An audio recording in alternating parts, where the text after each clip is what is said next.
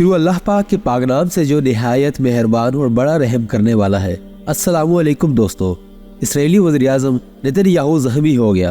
اس خبر نے چاروں طرف افراتفری مچا کر رکھ دی۔ اس خبر کو لے کر کئی تبصرے ہو رہے ہیں اور کچھ لوگوں کا کہنا ہے کہ یہ ایک فیک نیوز ہے، مگر اس میں کچھ نہ کچھ سچائی ضرور ہے۔ یہ خبر کیا ہے، اس کی سچائی جاننے کے لیے ویڈیو کو پورا دیکھیے گا۔ ناظرین گرامی، اس خبر کو لے کر اسرائیلی فوج میں غم کی لہر دوڑ گئی ہے، یا یہ کہتے ہیں کہ اس خبر کی وجہ سے فوج میں افراتفری پھیل گئی ہے اور ایسا لگ رہا ہے کہ جیسے کچھ چھپایا جا رہا ہو، اور اس خبر کے بعد سوشل میڈیا پر نیتن یاہو کے زخمی ہونے کی تصدیق کر دی گئی ہے۔ ناظرین گرامی، بہت دن سے غزہ اسٹرپ پر ہونے والے مظالم کو دیکھ کر مجاہدین نے یہ منصوبہ بندی تیار کی اور اس میں نیتن یاہو کو صفحہ ہستی سے مٹانا تھا۔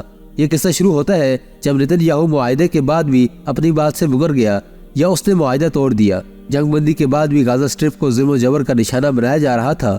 ابو عبیدہ نے اپنے مجاہدین کو جو منصوبہ تیار کرنے کو کہا، اسے سن کر کچھ پل کے لیے مجاہدین دنگ سے رہ گئے اور کہنے لگے کہ یہ کام اتنا آسان نہیں ہے اور ہم کیسے نیتن یاہو کے پاس پہنچ سکتے ہیں۔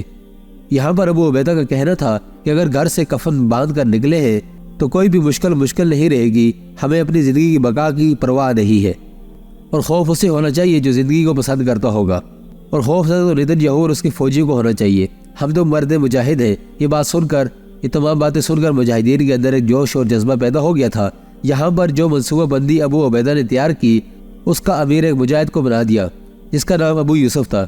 منصوبے کے تحت ابو یوسف اپنے ہمراہ ایک چھوٹا سا مجاہدین کا لشکر لے کر نکلا تھا۔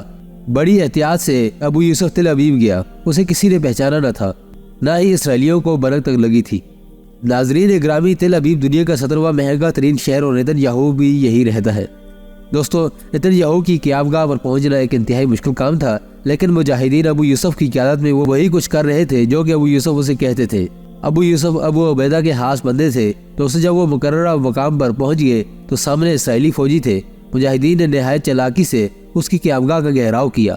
ابو یوسف کے مجاہدین نے بڑی تیزی سے ان اسرائیلی فوجیوں کو مار گرایا اور کچھ کو اپنے قبضے میں لیا، اور پھر یوں ہوا کہ ان کی وردی مجاہدین نے پہن لی۔ اسرائیلی فوجیوں کے کپڑے پہننے مجاہدین نیتن ان کے ہاتھ سیکورٹی اہلکاروں سے جا ملے اور کہا کہ نیتن یاہو نے ہمیں اندر بلایا ہے، شاید کوئی خاص کام ہوگا۔ دروازہ کھلا تھا اور مجاہدین اسرائیلی فوجیوں کے لباس میں اندر داخل ہو گئے۔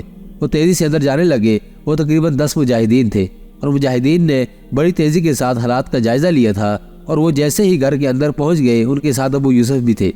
اس وقت ملازمین اور نیتن یاہو کی بیوی کے علاوہ لاؤنج میں کوئی نہیں تھا۔ لاؤنج کے اندر داخل ہوتے ہی مجاہدین نے دروازہ بند کر دیا۔ یہ دیکھ کر اس کی بیوی کے ہوش اڑ گئے اور انہوں نے بندوقیں نیتن یاہو کی بیوی پر تان لی، اور اس سے پہلے کہ وہ شور مچائے، 2 مجاہدین نیتن یاہو کے کمرے کی طرف لپکے جہاں وہ عیش و آرام سے بیڈ پر بیٹھا موبائل میں ویڈیو دیکھ رہا تھا۔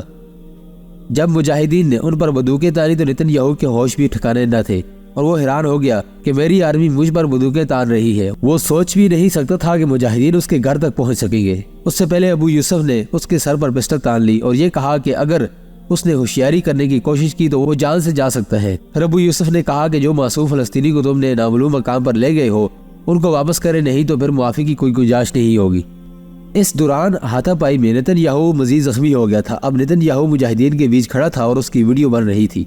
یہاں پر ابو یوسف نے کہا کہ اپنے فوجیوں کو کال کرو اور کہو کہ جو معصوم فلسطینیوں کو قید کیا ہوا ہے انہیں رہا کر کے واپس غزہ پٹی پر چھوڑ دیں۔ پھر فوجی سمجھ گئے، انہوں نے ویسا ہی کیا جیسا ابو یوسف نے کہا تھا، اور پھر چند اسرائیلی فوجی گھر میں داخل ہوئے۔ یہ منظر دیکھ کر حیران رہ گئے لیکن کچھ بھی کر نہ سکے۔ ابو یوسف نے کہا اگر تم نے یہ ظلم بند نہ کیا تو تمہیں تل ابیب کی گلیوں میں برہنہ گھمائیں گے۔ ناظرین گرامی، پھر کچھ یوں ہوا کہ وہ بندوقوں کے بل بوتے پر وہاں سے جانے لگے تو کہا کہ اب تمہیں شاید ہماری طاقت کا اندازہ ہو چکا ہوگا، لہٰذا مسلمانوں کو کبھی کمزور نہ سمجھنا۔ یہ کہہ کر مجاہدین واپس لوٹ گئے۔ اس کے بعد نیتن یاہو کی اس ویڈیو کو بھی ڈیلیٹ کر دیا گیا کیونکہ یہ حال وہ کسی کو نہیں دکھانا چاہتے تھے۔ اب اس خبر کی حتمی تصدیق نہیں ملی، مگر جتنی ملی وہ آپ کے سامنے رکھ دی۔ اب آپ کا اس پر کیا موقف ہے، کامنٹ سیکشن میں اپنی آراء سے ضرور آگاہ کیجیے۔ فی امان اللہ، ملتے ہیں ایک اور ویڈیو میں، تب تک کے لیے اللہ حافظ۔